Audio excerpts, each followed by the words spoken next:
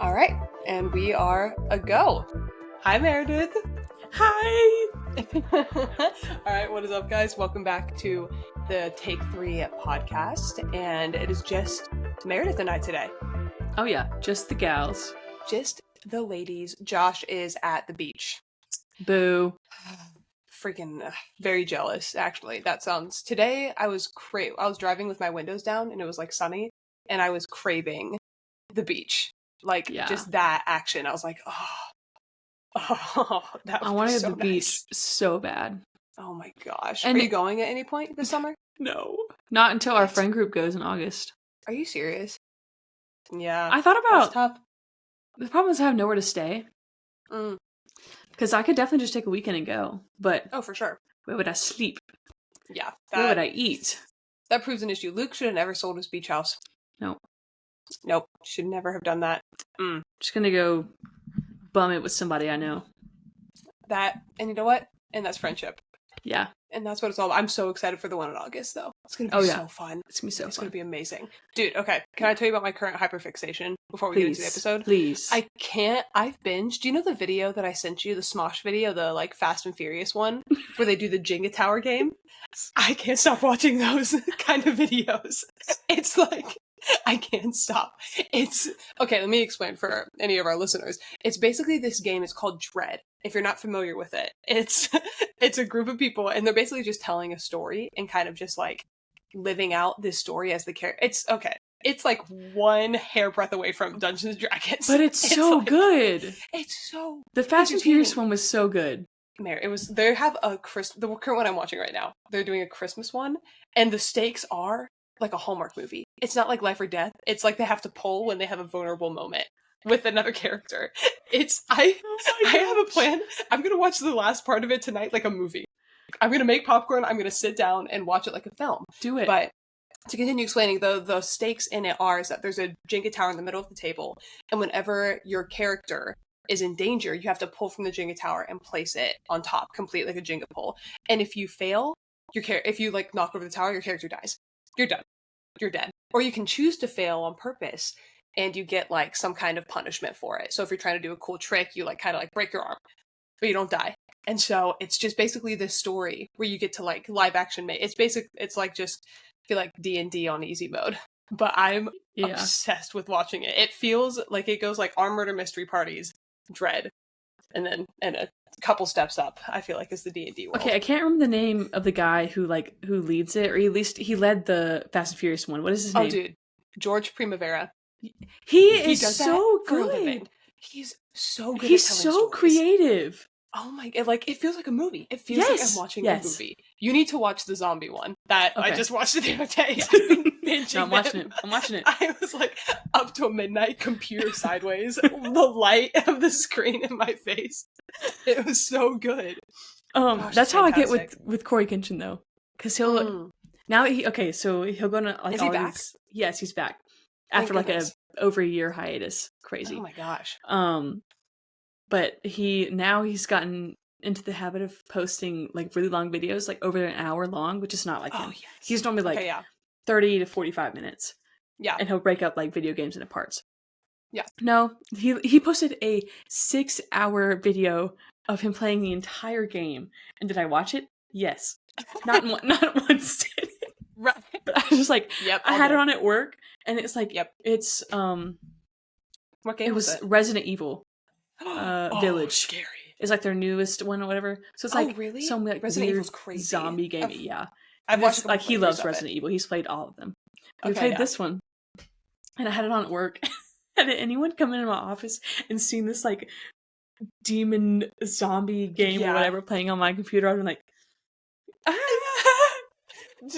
don't pay attention to this. I'm normal, I swear.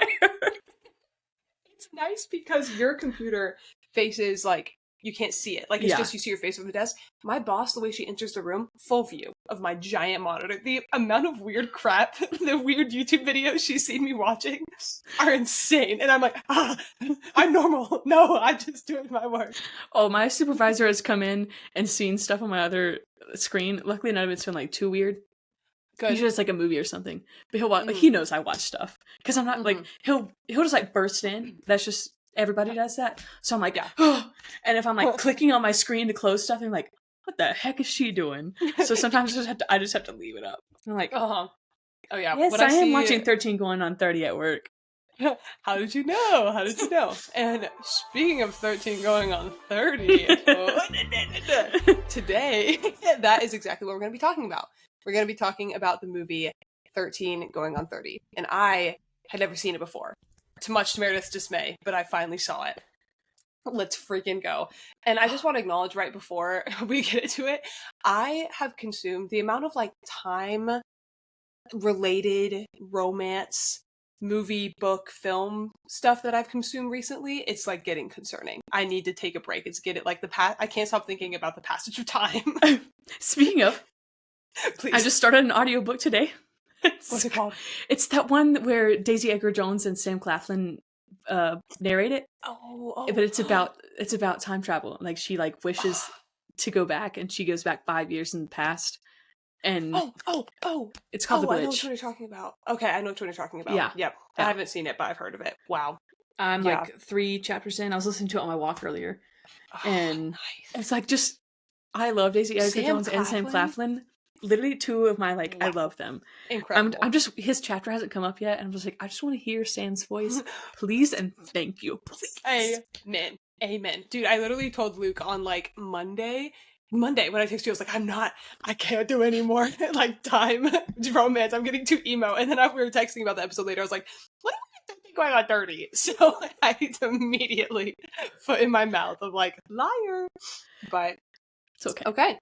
13 going on 30. So first, I'm going to give just a couple of like fun facts about the movie, just so we kind of know. And so 13 going on 30 is a rom-com that was released in 2004.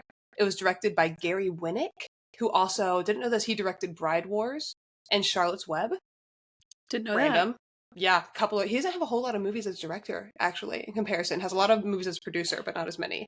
It cost $37 million to produce.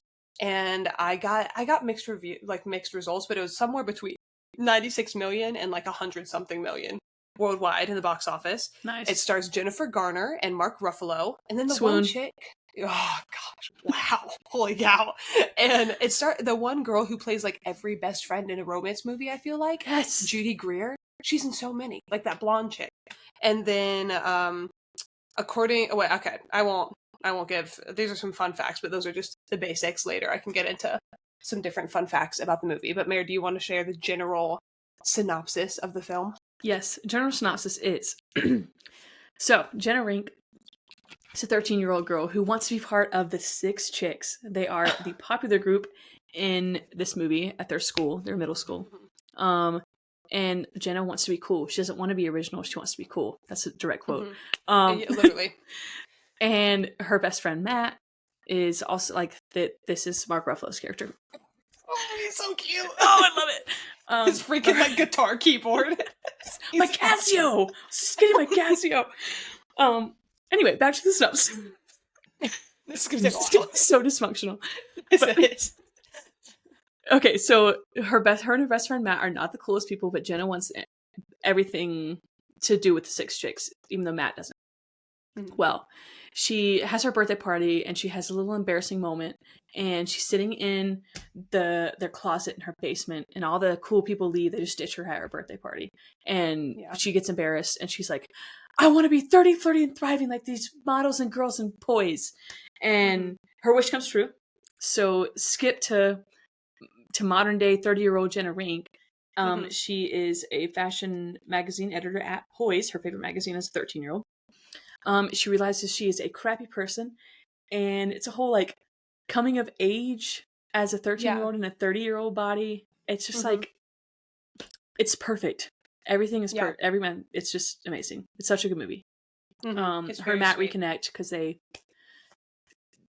drift apart, and then she finds him in her 30-year-old self. She's like, I need you to help me remember my life because I don't know anything about the past 17 years. He's like, we don't talk anymore, Jenna. We're not friends. What do you mean? We're not friends? What happened to us? Then they make out. Yeah. Well, and then she gets like transported back. Why? Did she make the wish again? I just she really like this. Yeah. So he gives her after the house with it has some leftover wishing dust on it. And she realized she's like regretting literally everything about her adult life. 30-year-old life. Yep. That she didn't lead. Uh-huh. She woke up in it. Yeah, regrets everything because Matt's getting married to another person. She's in love with him. She's a terrible person. Yep. And then she wishes that she could go back to being 13. And she does. The end. And she gives Matt a big old kiss. Big old kiss. 13-year-old. And they fall in love. Yeah. They fall in love and they get married. It ends and cuts to like an altar. Sorry, spoilers. It came out in 2004. It's been. If y'all haven't seen it. Sorry. I've seen it now. So. Yeah. But it's like the iconic like dollhouse is the big part of this movie. Like Maddie, Matt made her like a dollhouse. Because she wanted a Barbie dream house, but he made her a Jenna dream house instead. He took 3 weeks to make it. And he sprinkled wishing dust on it. And then at the very end of the movie, when she's like, I love you. And he's like, I'm getting married to someone else. He gives her the dollhouse because he still has it. Freak. And so he gives it to her. I've always loved you, Jenna. Gosh, it's so sweet. And then she goes and like is sobbing, looking at the dollhouse, and the wind stirs up the dust, and she's 13 again, and makes different choices to be a better person in the future. Yeah. So, dude, okay, let me see what I rated it. I think a 3.5 on Letterboxd, which is good for me. Like better than average for me. I'll get to my discrepancies with it later. But for the record, I've given it 4.5 stars. That is true. She's a full star above me. And then my Letterboxd review of it was... I made myself laugh when I wrote it. I liked it. My Letterboxd review is Save Me, Mark Ruffalo, early 2000s Mark Ruffalo. Save Me, early 2000s Mark Ruffalo. He's so good in this movie. He is so good. What was your... Wait, hold on. What was your recent review? No, that was mine. I thought it was the same thing. I got really confused. Oh, to be Mrs. Flamehalf. Yeah. That's Mark Ruffalo's character's last name, just by the way. Yes, Flamehalf. Wow. And there's a whole moment at the end where they're eating Razzles. And she's like, Razzle, Mr. Flamehalf? Said, yes, Mrs. Flamehalf. I want to be Mrs. Flamehalf. So sweet. Okay. I just want to be Mrs. Somebody. Buddy. Write that quote down. I just want to be Mrs. Somebody. On my run today, the amount of couples that I saw, I was going to put a hole through the wall. Instead, I ran faster. And I listened to Baby No Money. And I felt better. I don't know what it is about that music. But in the last mile, I was like, Baby No Money. I was dying. Okay, anyway. Back on track. Do you want to get into the things that we really enjoyed about this movie? Yes, I actually took notes this rewatch. I was like, I have to. Right. You start us off then. Give us a couple. We can go back and forth. I feel like a lot of these we're gonna have a lot of the same. But my main thing is just how amazing Jennifer Garner is in this. She plays this part so well. Like she acts like a 13-year-old. And even her like you mentioned this, but like her physical comedy. Oh my gosh. So good. Yeah. Like even like I don't know if you've really watched Jennifer Garner or anything else, but I watched her in Alias. And it's like some of her mannerisms are just like that. I think that's just Jennifer Garner, which is so funny. She's just adorable. But she, like, even the way she talks is like a 13-year-old. Very like sweet and innocent. She plays that part so well. I agree with that. And she like too, I think I texted you about the first scene where she wakes up as a 30-year-old. She does the perfect kind of just like awkward teenage limbs. So well of just trying to like walk around. It is all like clumsy. Oh, it's fantastic. She's just so good. Yeah, she is fantastic. All of these I was taking notes as I watched it, so if we can work our way through the movie if you want. Oh, perfect. So okay, yes, there were like some beginning things or just like overall opinions that you want to share. I think I watched it with Aaliyah, the 14-year-old I live with, and that was an awesome experience to like watch it with someone who's kind of similar to the age. Just like watching the middle school girls like in the very beginning, just watching her react, that was very funny because she was like, oh, but first she was like, their hair is crazy because it's the 80s, so we were laughing about that. But I just think they do a great job of like capturing that middle school awkwardness. That's just the worst. Oh my gosh, that's just the worst. For real. Yeah, it's awful. And then that transition into her being 30 is like, it's fantastic. So yeah, those are my thoughts on the beginning. Those good things. I also just love this because I'm an 80s girl, you know that. If I were going to pick any other decade to grow up in, 80s. Yeah, 70s and 80s. Yeah. Oh, I kind of skipped a big part.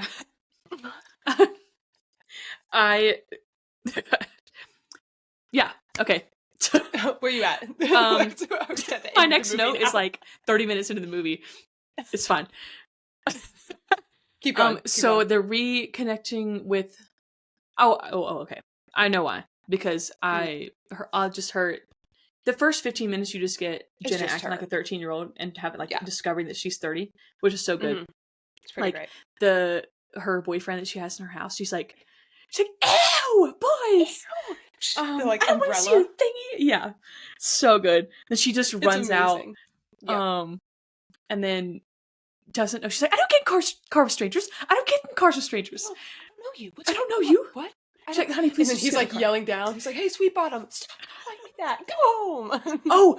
Oh, the cell phone. That also because cell phones were not a thing. And it was like going off. She's like, do you hear that? What is that noise? So good. Yeah, that's really great. And then her going to work and like trying to find Matt and her like secretary, her assistant lady. Yeah, I love it. Love that. I love that side plot that you can tell at the beginning, like, because Jenna is a bad person. Jenna sucks. Jenna sucks. That her secretary doesn't like her either. But then that grows throughout the movie, and I love that. Like they become besties. Buddies. Like she's like crying and smiling, and I love it. Oh no, I love that. So like, really cool. I love when she throws the piece of paper with Matt's information at her when she's leaving the room. It's so good. So good. My gosh. Yeah, it's very sweet. And like pulls her into the office. It's like, come here. You got it? Yes. Where does he live? It's very sweet. And then when she goes and finds Matt at his apartment, she gets the information. Yeah. It's just like so sweet. Like Matt is like Mark Ruffalo is a sweetie in this movie. He's perfect, sweetness, precious man. I love him. Yep. Yeah. So like, even though him and Jenna haven't been friends in 15 years, he like lets her into his apartment, like listens to her. Oh my gosh! So whenever she's like freaking out, she's like, "I want a fluffy pillow," and he like backs into the wall, and he's like, "Sorry." So when he apologizes to the wall, I died. I like want to applaud. Aaliyah looked at me. I was just like. It's so good. Oh man, yeah, I agree. I think that just like whole sequence of her like learning about work, like those parts of movies are always funny.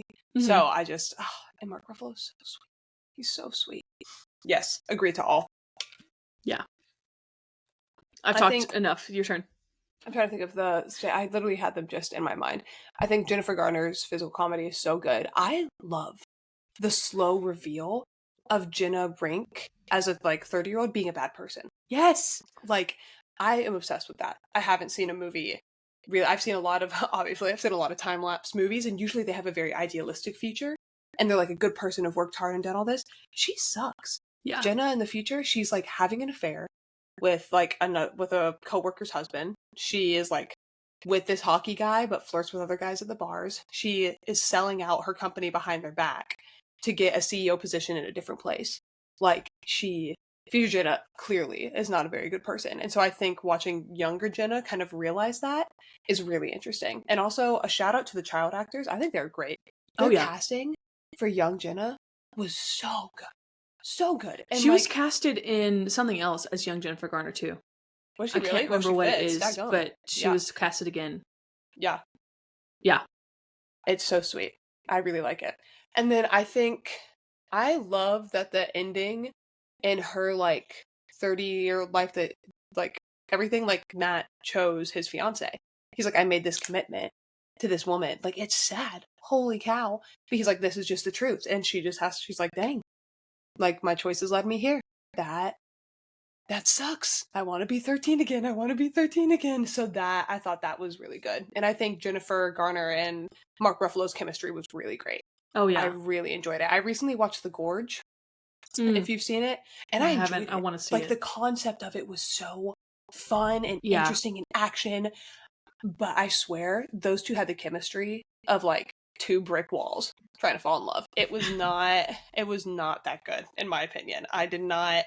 And if their chemistry had been better, that would have been a much better movie. Great plot. Freaking love Miles Teller. I love both of them as actors, but I just don't think their chemistry was great, tragically. So getting to watch a movie now with good chemistry, I was like, wow. Yeah. Wow. I was very excited about that. Their chemistry is very good. Mm-hmm. And the music, the costumes. Oh my gosh, we gotta talk about the costumes. The costumes were great. Like, that dress is iconic. I love it. Her shoes, I was staring at her shoes that whole scene. Oh my gosh. I don't know what, like, I love her dress, obviously her iconic dress. But then I was like, but her shoes. I'm just a shoe person, you know, like, Yeah, that was great. I agree with you on the pacing, though, of thinking, like, of seeing Jenna as this bad person, because even, like, up till the end, you're still discovering things that Jenna has done. Yeah. Because the whole movie, like, there's little things, like, you find out about her affair. She's not committed to a relationship. She's like, you find at the beginning she fired someone. Like, I think she, like, stole her ideas or something, and they fired her or something like that.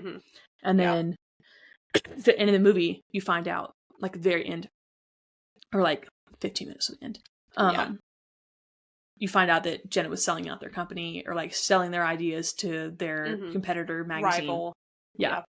And then I think that's like Jenna knows she's a bad person, but that's really sinks in. She's like, dang, I just destroyed this whole magazine.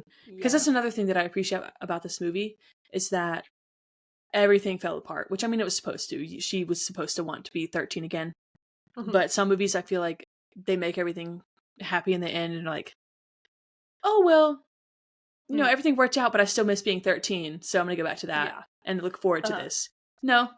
No, you destroyed a whole magazine, you destroyed all your relationships, you suck.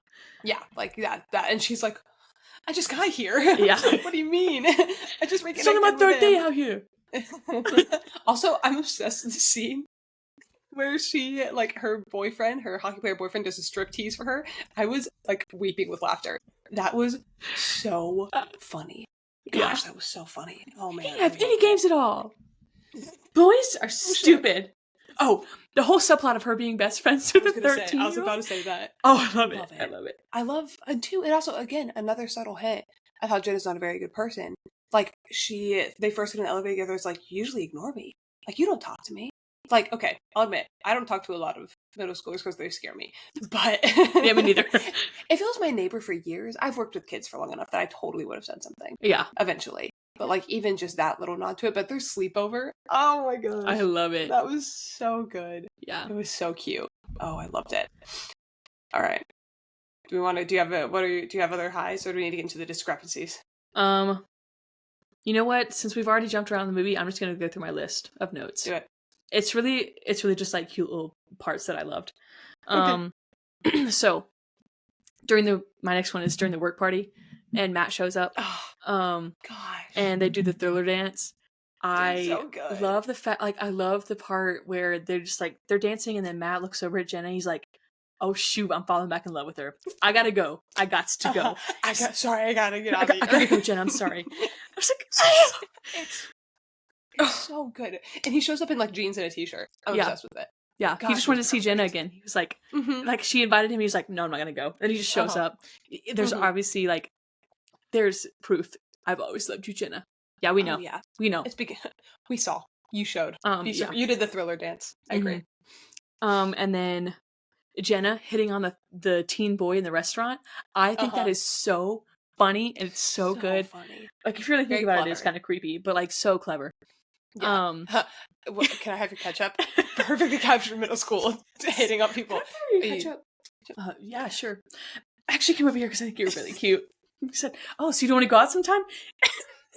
Lucy comes over, she's like, I was talking about him? Do you want to go to jail? Oh, it's so like, good. You that old man. Subtle reminder that she is still 13. And Jennifer, again, her, like, acting in that is so good. Like, acting like a 13-year-old, like, actually, I came over here. It's so cute. She kills it. I agree with that. That's great. Okay, what else? When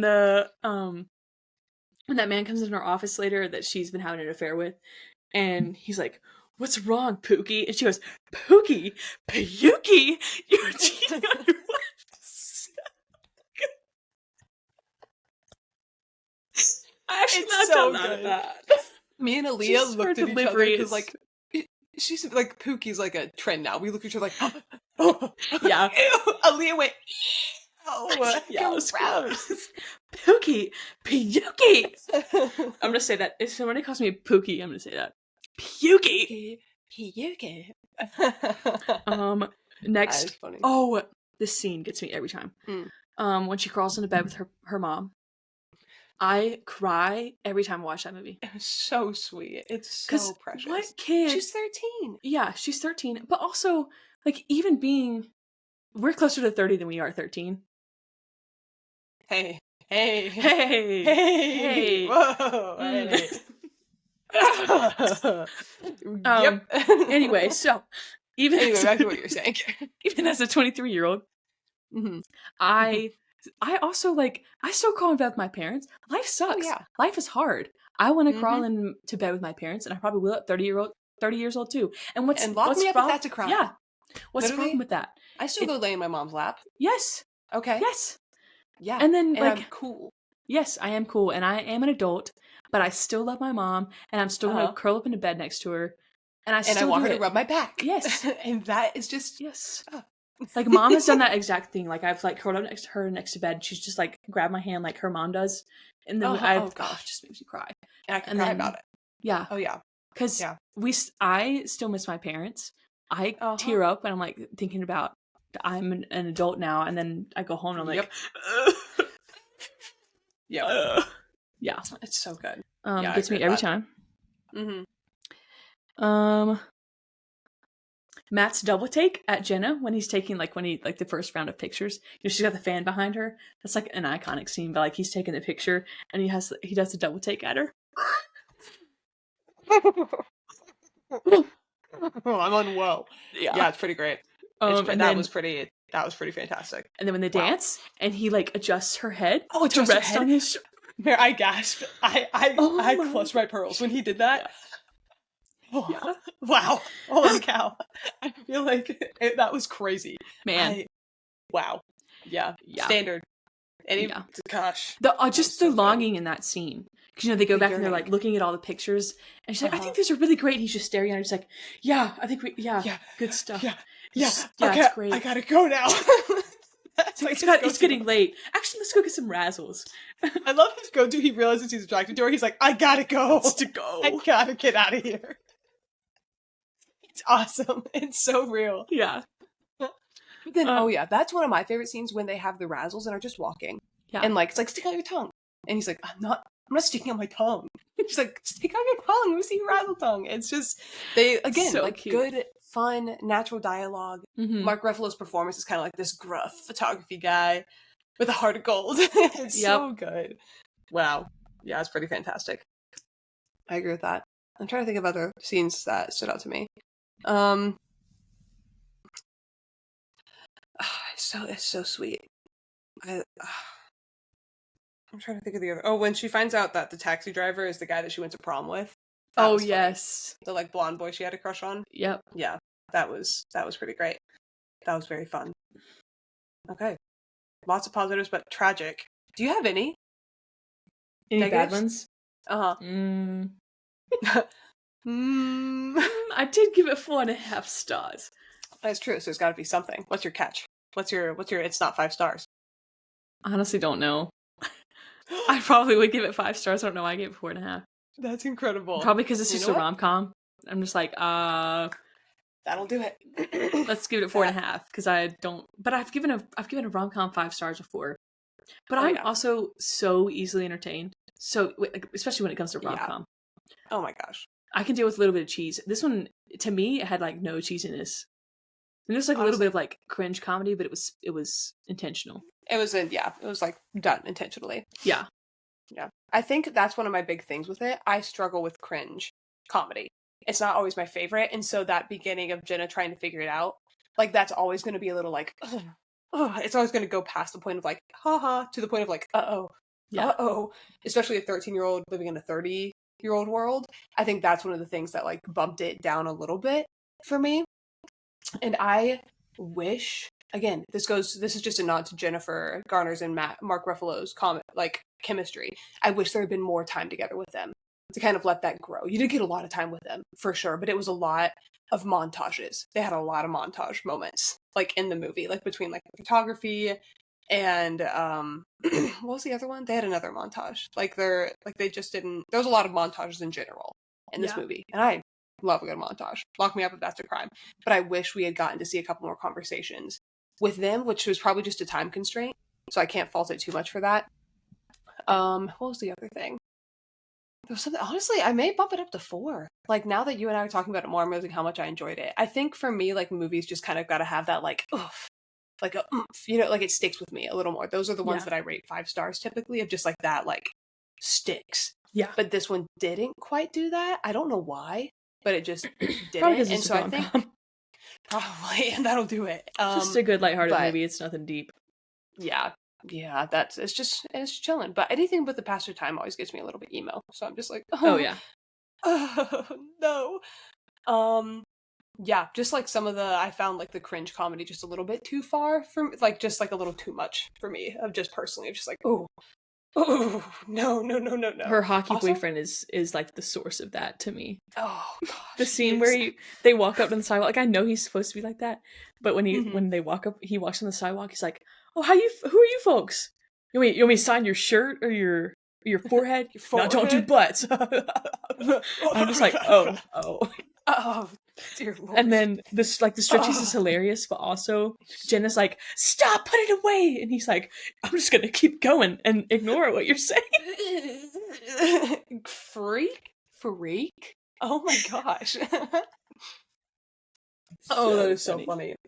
Oh my gosh. I think, what was I gonna say? Oh man, dude, we just gotta talk about Mark Ruffalo in this movie. Oh yeah.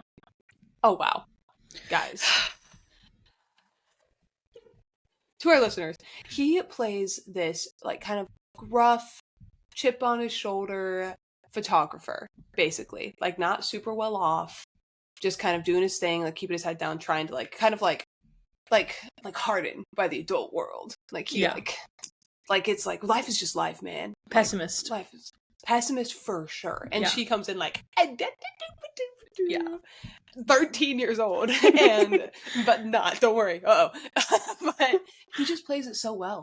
And like their whole scene where they do their like, au revoir, arrivederci, or whatever, and she makes him do it again. She's like, what does she say? What is hers? Au revoir? They start out arrivederci and au revoir, but they like, it's like, whoever says it first. Arrivederci, and he's like, see you later, Matt. Au revoir. That's so good. That's so sweet. It's so good. Okay, I think it's time for a couple more of the fun facts that I had. So, a couple fun facts about this movie. According to Mark Ruffalo, apparently Jennifer and him wanted to play their 13-year-old counterparts. Like, it was going to start out with them kind of like, almost like a Back to the Future kind of situation. Of them, like, in a lot of makeup, I guess. I don't really know how they're going to pull that off. But they talked about it for a while. But eventually they kind of figured out, like, okay, we're not actually going to be able to look 13. Because they were like, Jennifer was 31 when the movie was filmed, and I don't remember how old Mark was. Sorry, Mark, didn't write it down. And then, sorry. Then as a fun nod to the title, Jenna wakes up as a 30-year-old in the 13-minute mark of the movie. Right? Cool. I did not realize that. I did not know that. Mm-hmm. Yeah. And then this is as of 2019, so I'm sure it's even more now. But Jenna's penthouse apartment in New York City would be $10,000 a month to rent. Uh-huh. Probably more. Crap. Yeah, that's of 2019. So it's probably more. So, ouch. Wow. One of the 6 chicks, the popular girls, was played by Brie Larson. Yep. Crazy. I was like, in the movie, it was like that Leonardo DiCaprio meme of like, oh. Did you ever watch Pretty Little Liars? No, but I saw that online too. That one of the chicks was a Pretty Little Liars girl. It's very cool. I think her real name is Hannah. But she also plays a Hannah in the show? No. I don't know why I said that. I've never seen the show. I can't remember her. Oh yeah. I think her name is Hannah Benson. I made that up. Hold up. Pretty Little Liars fans, get excited. I did make that up. Maybe she is Hannah in the show. I swear her last name is Benson, though, in real life. Benson. But yeah, she's one of them. Okay. Yeah. And then, as Jenna Rink softens, the costume department adjusted her wardrobe accordingly for example, wearing warmer colors. And then as Lucy, the best friend, she does the opposite. She wears a lot like colder and more kind of like cut things, like her fashion sense kind of goes darker the more ruthless. Dangerous Mermaid. I love it. Also, obsessed with that guy. Obsessed with the boss. You know that's Smeagol, right? I was about to say. I was gonna say. I was like, I can't believe that. I was gonna say Lord of the Rings, evil, crazy. Gollum. His range, it's insane. He goes from like, then to that. Yeah. Very impressive. Very impressive. Yeah. Okay, but I wanted to talk about the general, like, time warp genre of movie. Because I feel like I've been watching a lot of those right now. And I feel like the big ones that stand out to me are About Time. Yep. Which is, like, one of your favorite. That is my favorite movie. This movie. Yeah. Family Man is what I say. So have you seen Family Man with Nick Cage? Oh, yeah. Gosh, I love that movie. It's really good. I think that is one of my favorite time. That's like, if not my favorite one, like it's my favorite time jump movie. That is I adore. I watch it with my family, so that doesn't help with it. But it's just, I also love Nick Cage, but I love that one. Yeah. Big. Yeah. And then I think this isn't necessarily time jump, but kind of. But It's a Wonderful Life, the Christmas one. Okay, I've never seen that one. Dude, that's a good one. But I know the premise. One. Yeah. Yeah, his whole kind of thing is like, things would just be better if I wasn't here. And then he's not, and then he just like, I guess he doesn't die, but he like sees the world without him and what happens to him. And it's like, his wife never married. She was a sad little widow, not a widow. She was like, never found love. A spinster. And it's just, yeah, spinster. That's what it's called. That whole vibe. And then, did I say Big? I did not like Big. I've never seen Big. Because he like, it's kind of like the evil He's version like, of this one, isn't it? Yeah. It's the weird version of this. Because I would like to point out that in this movie, all Matt and Jenna did was kiss.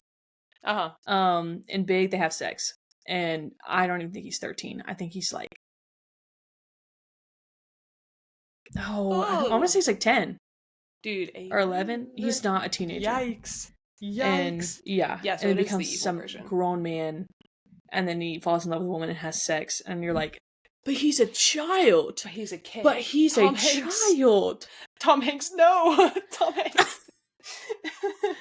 It's just, yeah, watching that, I was like, pardon? Yeah, gross. No, thank you.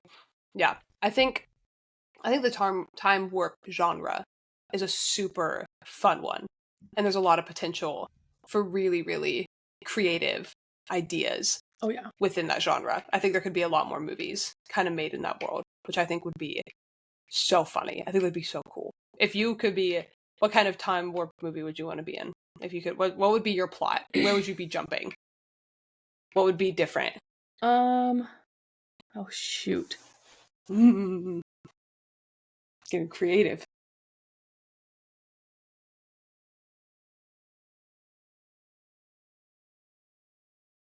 I'll think of one. I'm like, oh, we've already done that. Mm-hmm. Oh, that's already been done. Well, you can do one of those. Because I love the Back to the Future premise.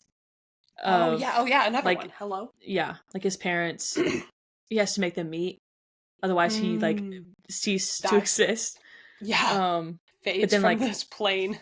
Yeah, but he gets to travel back into the 50s, 60s. I think it's 50s. Yeah. And so, like, if we did that now, then I'd get to live my dream of living out the 70s and 80s. There you go. And you get to see your parents as teens. Yeah. That'd be crazy. Should be crazy. I'd love that. Because I just love that premise. I don't know if that, at, surface level, you're like, oh yeah, I'd love to meet my parents as teens. But also, do I want to meet my parents as teens? Because, my kids met me as a teen. Like, who the frick? Like, my mom's a freak.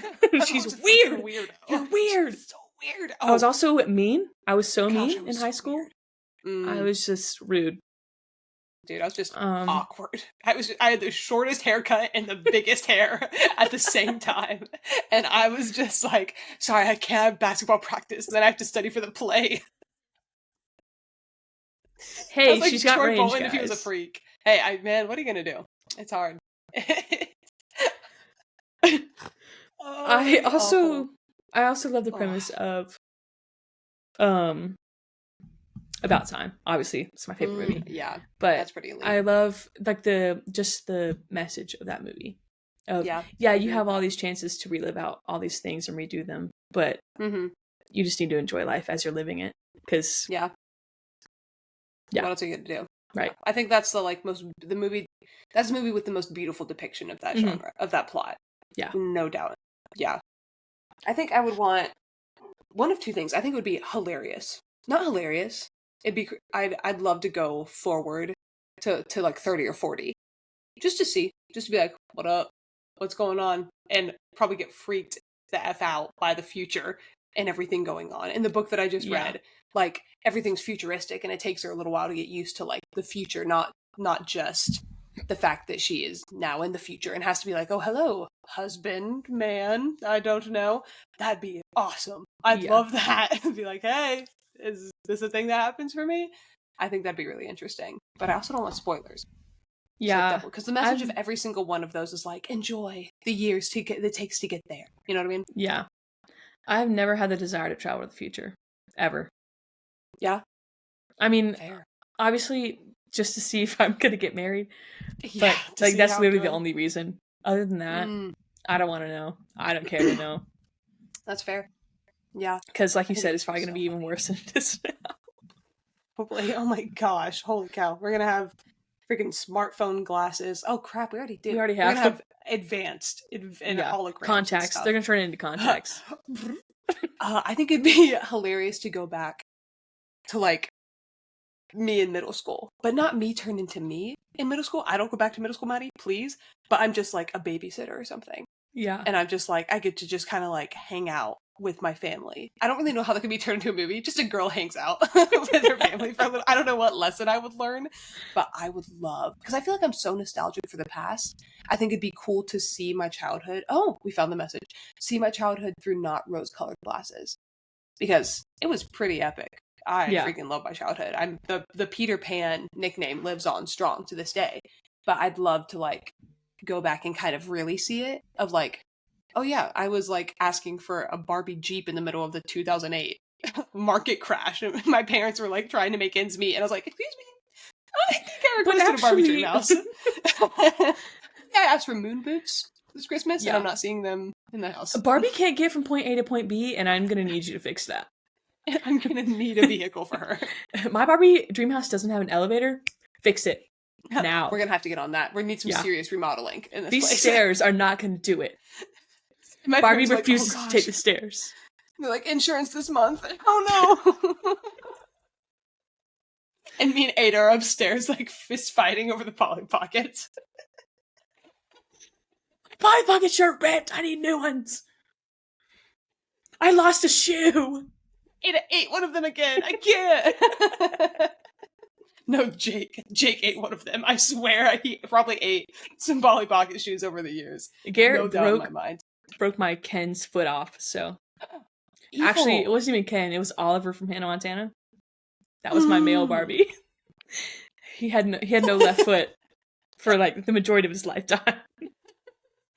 Poor guy. He got thrown up to the ceiling fan and then smacked into my bedroom door, snapped off. And lost his foot. Wow. His foot severed. He was in a traumatic accident.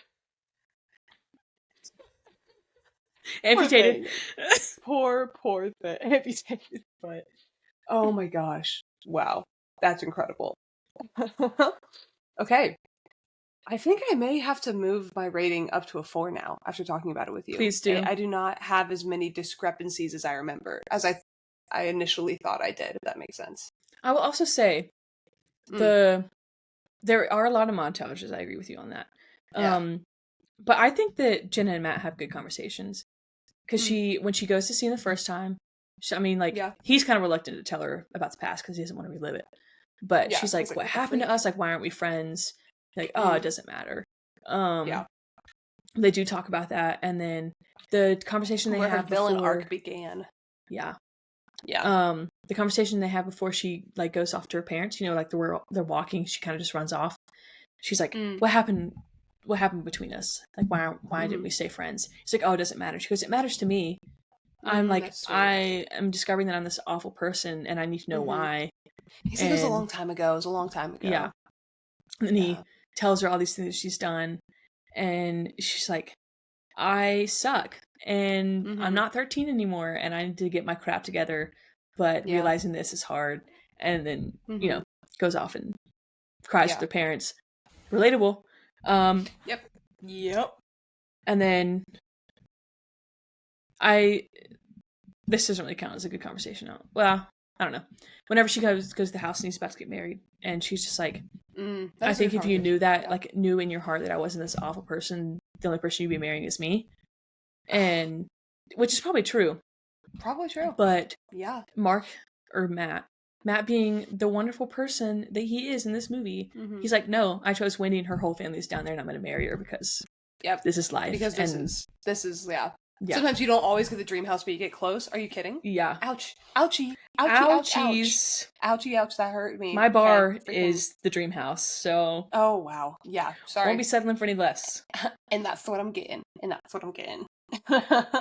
No, I agree with that. I was going to say something else. That brought something up to my. Oh, that's something else with the movie that I thought was funny. Not necessarily a discrepancy because it's like a rom-com, so I can overlook this. But how easy it was for her just to like get into the groove with her job. She had one meeting where she was awkward and didn't know how to take notes, and then she was chilling for I don't know how long. True. Like, just able to do her thing, and made a great presentation at 13. I didn't know how to make a presentation at 13. I didn't know how to do that. Sorry. Maybe I was a dumb 13-year-old, but I wasn't like, I don't. When do you start doing presentations nowadays? We definitely were doing them at 13. We made poster boards and stuff exactly like she did. Yeah. Because I remember making poster boards and printing out random pictures that I found from Google Images. And I remember never getting my poster board on time. Like 2 days before being like, Mom, I gotta get some bad news for you. I gotta go get a glue stick. But I think that was my my one problem. Oh, yeah.